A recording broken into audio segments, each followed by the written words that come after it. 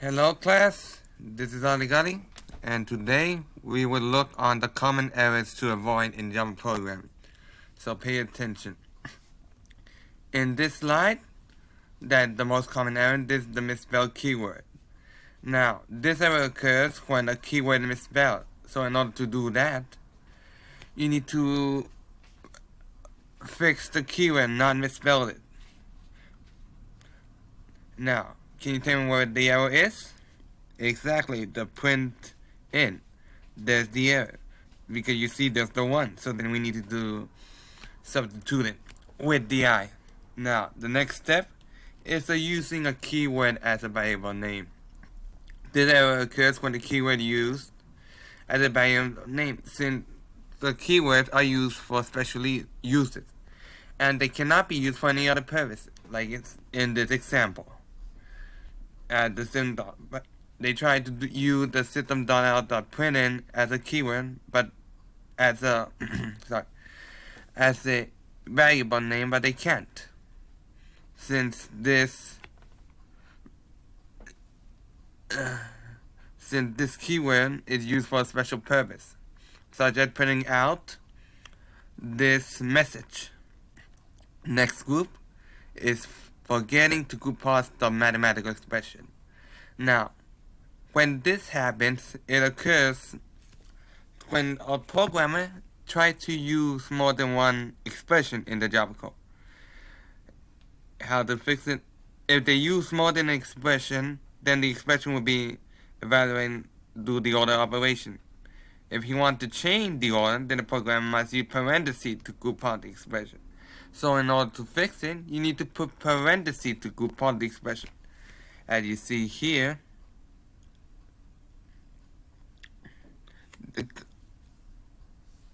what's the error? Let's see. Ooh, I know where it is. Let's see. Give me a second. The error is around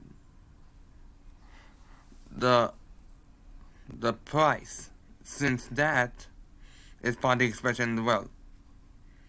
Alright, next one. Mismatch braces, quotation, parentheses. Now, this is a common error, because sometimes students will forget when the coding that they don't pay attention to the detail, like the braces, the quotation mark, the parentheses. Now, if there's a brace that's not, how should I say, not match, your program will fail. So, in order to avoid that, you need to check your programming and then fix it later, and then you continue this, try again. Now, keyword, capital letters in keyword. Now, this is also another common error, because this occurs when there's a uppercase letter present in the Java program. And what do we write in all the keywords? We write them in lowercase form. Since if you try to use an uppercase, you only misspell the keyword, such in this example, which is abstract. Now, normally, abstract is written in lower form. If you write in the uppercase form, you're going to get an error. Now, so much to do, my boys. This is another error that you forget as a student. The semicolon is important, because if you forget it, you're going to get an error, because the semicolon helps to complete your statement in the Java program. Now, as seen in this example, where's the semicolon? There isn't, because we forgot to put it in. We need to put it at the end of the Java statement, because that is important. Okay, now assigning a double literal to float variable. Now, this occurs when you try to assign the double literal to the float variable, and this will give you an error because they are not compatible with each other, since floats are treated as the doubles and they end in the letter F in order to be stored, as seen here. What's the problem? The word double. You're supposed to replace it with float, as And what's the F? It's not here, so you're supposed to end it with the F. Now, the commas and the currency soon. Now that error occurs. It's most common, but don't worry. Once you pay attention to the video, you'll know. Now, this occurs when the symbol, like in the numeric literals, since these numeric literals should not contain the comma and currency, because if you put a comma or a currency symbol, you're gonna get an error, such as with the comma. Here it is. That's the error. All right, now using the equal instead of the equal to compare primitive values. Now this occurs when the programmer is merely remembering the steps and he doesn't know which equal sign to use. Well, if you are confused, learn to this. Equals is the assignment operator, which is this one, and the equal tests for equality.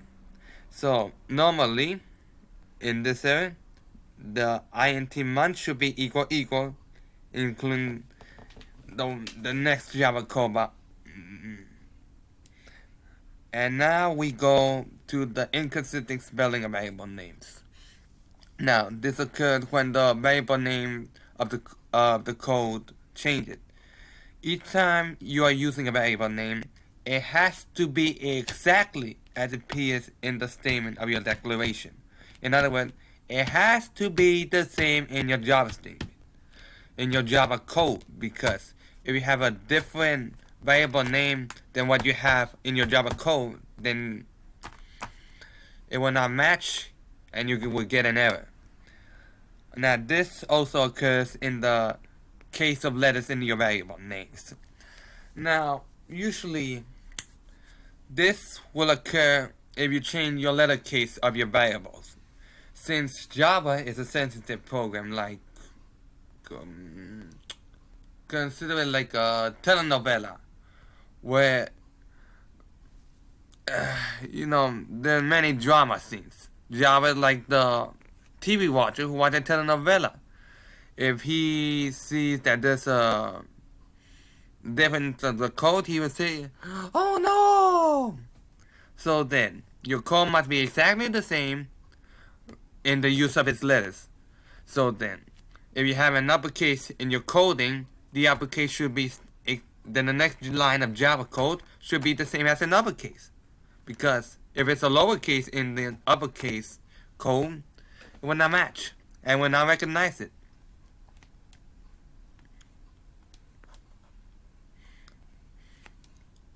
As in the declaration statement, if you don't know.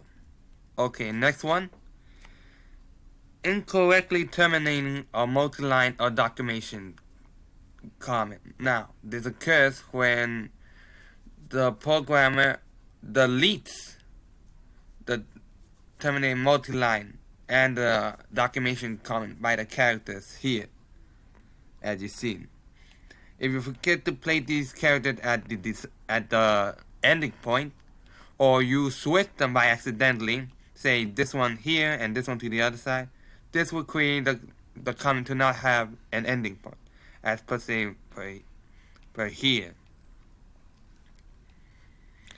Alright, now you unintentionally performing integer division. Oh, when you try to put in code.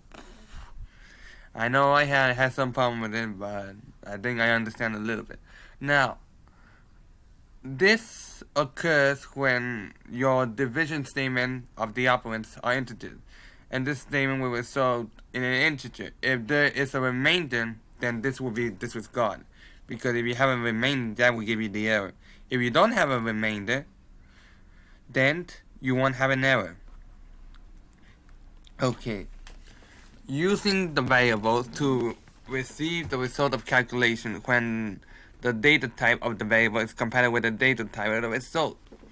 So basically, in short English, this occurs when you're trying to find the result of the variable, since the data type calculation has to be compatible with the result of the data type shown in your Java program.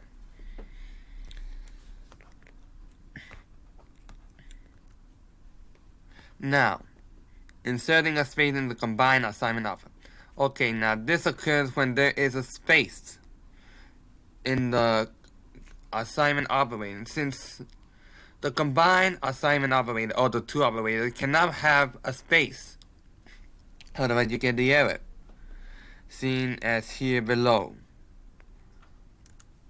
Now, inserting the space in the variable name. Oops, hold on. Now, this will occur when there's a space in the variable name. Since variables, as well as the two operators, should not have a space in the variable name. Otherwise, you get an error. Now, when you use an input dialog to read numeric input, but not converting to the show input dialog method, return value to a number. Now, this will occur when a programmer enters a numeric variable, and in order they need to do that, they need to convert the number before they can use it as a math statement. Seen here. Do we see any numbers? No. They need to convert it to a number. Now, forgetting to use the correct statement in a program, they use the scanner class or the JOption pan class. Okay, now this will occur when a programmer forgets to use the right important statement for the scanner class. In order for the scanner class to operate in your Java program, you must import java.util.scanner statement on the top of your program file. Now, if you use JOption pan class, you need to import java x.swing.jOptionPan semicolon, as well as if I didn't say semicolon after the scanner, I'm sorry, but let's go on with the show. Statement and near to the top of your program file. The same with the scanner class. Seen this message.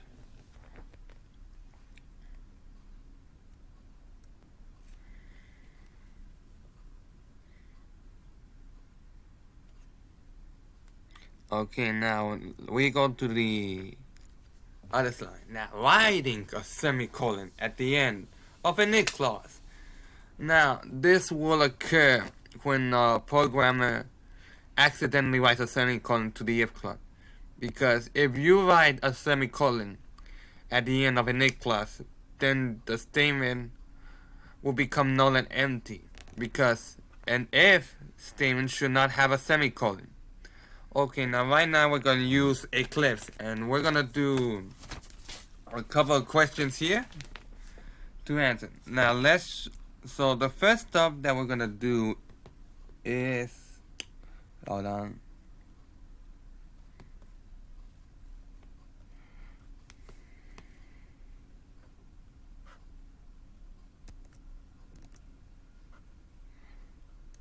How about we do,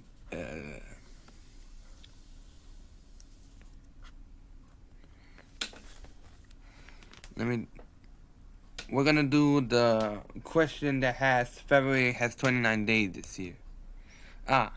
Which is normally in section 3.11, which is using equal instead of the equal to compare primitive value. Alright, now first up, we're gonna write this code in here. So let's say we're gonna delete this, and we just put the interior and the month.